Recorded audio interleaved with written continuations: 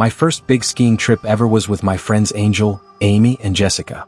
We all flew to Colorado and rented an Airbnb in the town of Snowmass, right by Aspen Mountain Ski Resort. At that point in my life I had only snowboarded one other time, and that had consisted of riding down the bunny hill over and over. I was not very good. The first thing we did after the airport was order an Uber straight to the Airbnb. It was a spacious 4-bedroom house with a huge deck and a hot tub that overlooked the Colorado countryside. Because it was already nighttime by the time we arrived, we went out to a local bar that first evening, which was a Thursday. The next day we went straight to the mountain via Uber and picked up our rental equipment there to make things easier. It actually was not very crowded on that first day, probably because it was a weekday. The following day it became a lot more crowded. For some reason I simply could not get the hang of snowboarding. I could not make it down a slope without falling at least a few times. At one point I became so fed up that I sat on the side of the slope to catch my breath and take a break. A group of people zoomed past me. Some of them were even little kids who made it look effortless.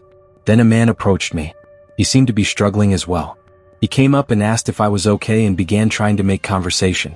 It was the strangest place to hold a conversation, but after a few seconds of answering his questions I stood and said that it had been nice talking to him, and then I resumed trying to snowboard down the mountain. This run was a blue run, which meant it was longer and slightly more difficult than a green. I stopped again a little farther down to take another break because I truly was not enjoying myself. To my dismay, the same man came toward me again. He was inching closer and dealing with the same struggles I had been facing. He stopped right next to me, unstrapped from his snowboard, and sat a few feet away.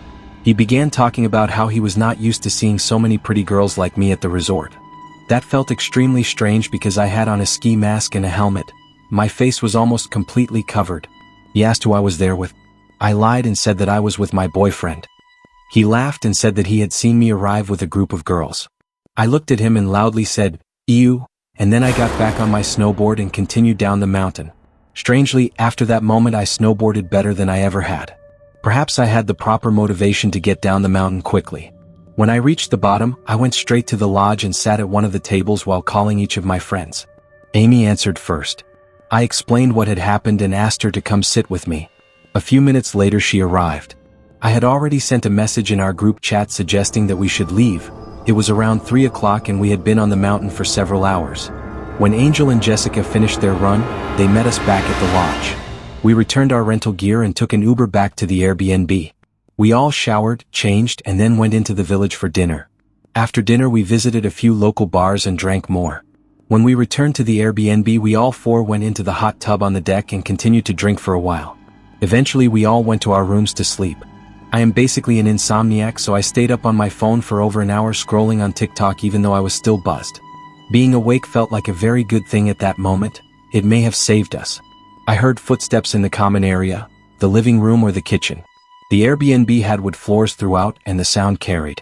At first I thought it might be one of the girls going to the bathroom or getting water, but then I heard the doorknob to my bedroom twisting. I sat up and almost called out, but I stopped myself because why would one of them be trying to come into my room? I went to the group chat to ask who was up. Nobody answered.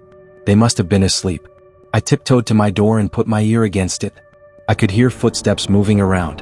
When the noise subsided, I very quietly unlocked the door, turned the knob, and pushed the door open as gently as I could. I peeked into the living room and scanned from corner to corner until I saw a tall black silhouette walking from one door to another. It was a man. He was attempting to get into one of our rooms. I wanted to scream to warn my friends, but I remained silent because I was too terrified. I closed my door quietly and locked it, praying that everyone else had locked their doors. 4 girls staying in one Airbnb would of course have their doors locked, and indeed we had locked them. I called 911 in a whisper and spoke quietly into the phone. At that moment I heard a light knock on my bedroom door. I watched as the doorknob began to turn. He could not open it. I kept whispering, "Please hurry," into the phone. The woman on the line kept saying back that police were almost there and to remain quiet. It was entirely possible that the man on the other side of the door had heard me whisper because he began to push against the door. I heard shoves and bangs on the wood, and I simply could not hold it in any longer. I screamed, "Get out of here," followed by, "I am on the phone with 911 right now." The banging stopped and a voice from the other side said, "Okay, sweetheart." Then I heard his footsteps walking away. The 911 operator instructed me to stay in the room until the police arrived. I peered out the window, but it was too dark to see anything beyond a few feet. My friends were awake now from my screams. I told them all to stay in their rooms. Police arrived in about 5 to 10 minutes. They came straight into the Airbnb since the front door had been left unlocked. Once they confirmed that the intruder was gone, we made sure every entry point was locked and secured. After that, sleeping was difficult. Of course, the idea came up that it had been the creepy man from the mountain who had been following me earlier, and I believe that is a strong possibility. The voice could have matched. After working out a partial refund with the Airbnb host, we spent the following day traveling around the area instead of snowboarding, and that night we stayed at a small motel. We flew home the next morning. When I was a child and frightened, my father always told me that one should not fear ghosts. Fear the living because they can actually hurt you.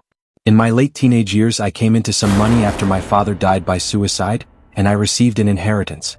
At the time of his passing, he and my mother owned a cabin up in Oregon near Mount Bachelor. The cabin had been put up for sale because my mother could no longer afford the payments, and renting it out did not cover those payments either.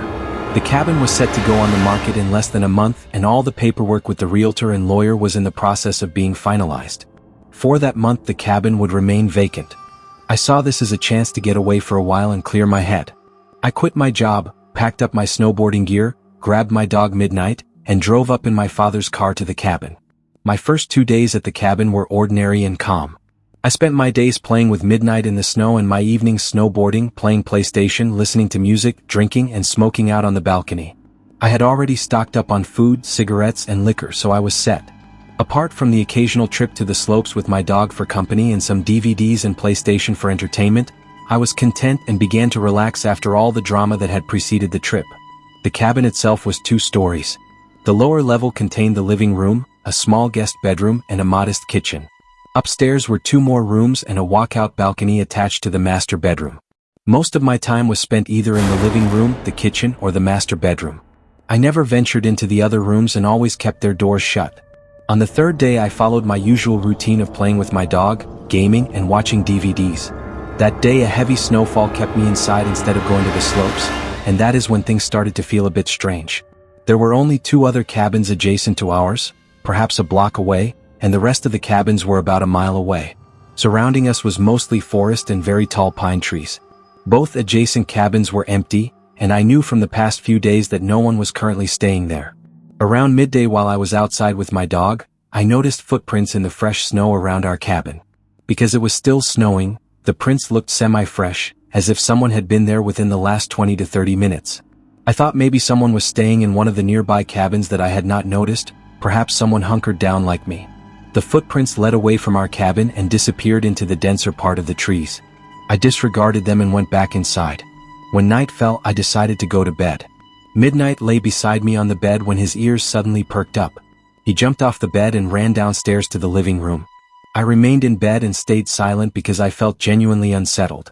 I could hear him moving around downstairs back and forth. After about 5 minutes, he ran back upstairs and began his excited dance that means he either needs to relieve himself or wants to go outside. I could not say no, so we both went downstairs to the driveway so he could do his business. But as soon as we stepped outside, he did not go to pee. Midnight started to pull on his leash, trying to drag me toward where he wanted to go. He kept staring into the dense section of trees where I had seen the footprints earlier, but he also kept sniffing along the side of the house and glancing upward toward the roof. After realizing I was not going to follow him into the woods, he sat down and just stared into the darkness. That was unusual for him. Maybe there was a forest animal out there that he wanted to chase, but I had no interest in finding out. I pulled him back inside and we both headed upstairs. About half an hour later, I was lying in bed when I heard what sounded like hooves walking across the roof. It was only about 6 steps, but the sound made me freeze. I tried to rationalize it. Maybe it was a pine cone falling from one of the trees. Maybe it was some harmless forest animal moving around up there. But something about the rhythm of the steps unsettled me. It was spaced apart like a human stride. Midnight also heard it, and he rushed to the balcony screen door, expecting me to let him out. I tried to remind myself that I was not easily frightened. At that time, I considered myself fairly strong and capable of handling myself. So I grabbed my coat and shoes, along with my cigarettes and a flashlight, and stepped out onto the balcony. I lit a cigarette and scanned the roof with the flashlight. Nothing. The snow on top was undisturbed. Strange. Was it all in my head? But what about Midnight? He had heard it too. Maybe he was just feeding off my paranoia. I began to calm down. My eyes adjusted to the dark, and I leaned against the railing, smoking and staring at the stars and the line of trees beyond the cabin. That is when I saw it. In a tree slightly taller than the cabin, about 20 feet from the balcony, I saw what looked like a man crouched between two branches. But this was no ordinary man. It looked unnaturally tall, 8 or 9 feet, and disturbingly thin. It was squatting on a branch, its grotesquely long pale arms stretched upward to grip the branch above it. Its mouth hung wide open, yet with no expression. I froze. Was I truly seeing this? The figure remained absolutely still. Behind me, midnight began pacing and let out low, uneasy barks. The creature still did not move. I put my cigarette out, debating whether to shine my flashlight toward it. But something deep inside my mind screamed not to. Instead, I backed slowly into the cabin, pulling midnight with me. Once inside, I locked the door and then, with trembling hands, flicked the flashlight toward the spot in the tree. Nothing. The branches were empty. I shut the curtains tightly and retreated to bed, trying to push down the rising panic. Later that night, I heard it again. A light, deliberate tapping against the glass of the balcony door. Like fingers. The sound was steady, relentless, lasting almost an hour. Midnight sat staring at the door but refused to go near it. The strangest part was the feeling I got. As if someone, or something, was inviting me to open that door. It was a pull like a voice without sound. At the same time, I kept hearing my father's words echoing in my head. Stay in bed. Do not open it. I listened to that voice. I stayed where I was. Eventually exhaustion overcame my fear and I passed out. When I woke in the morning, I did not hesitate. I packed everything as quickly as I could, loaded midnight into the car and got the hell out of there. My family owns a property in Vermont that we use during the winter for skiing and snowboarding. It sits at the top of a hill, surrounded by woods. The nearest neighbors are up the road, but far enough that you cannot see their houses from ours. Outside, there is a big shed where we keep all our snowboarding gear, along with general lawn care tools like shovels and rakes. The shed is always locked when we are not at the property. Once we unlock it for a trip, though, we tend to leave it open the whole time since we never worry much about theft while we are there. The house itself is a good size. It is technically 3 floors, with the 3rd floor being a loft-style master bedroom. That room is always reserved for my parents, so my siblings and I are not allowed to use it. One weekend, I headed up there with a girl named Melissa. She had never snowboarded before, so I offered to teach her. We had an old beginner board at the house that she could use, along with all the proper equipment. Because our property is set on a steep hill, we had actually created our own little homemade slope over the years. We would snowboard or sled down it for fun. Before taking her to the actual mountain, I suggested teaching her the basics on our hill first. We suited up with all the gear. At the top of the slope, I demonstrated the basic movements and slowly descended. Melissa tried right after me. As expected, she fell almost immediately. But she was persistent. She kept trying, kept getting back up. Each time we reached the bottom, she improved a little. Then we would hike back up and start again. We decided to give it another try. At some point, as we were making our way down the slope again, both Melissa and I heard a man's voice call out from the woods. It was directed toward us and it said only one word, "Hello." We stopped immediately and looked around, completely confused. All we saw were endless rows of trees, their dark trunks standing like pillars against a white sheet of snow covering the forest floor.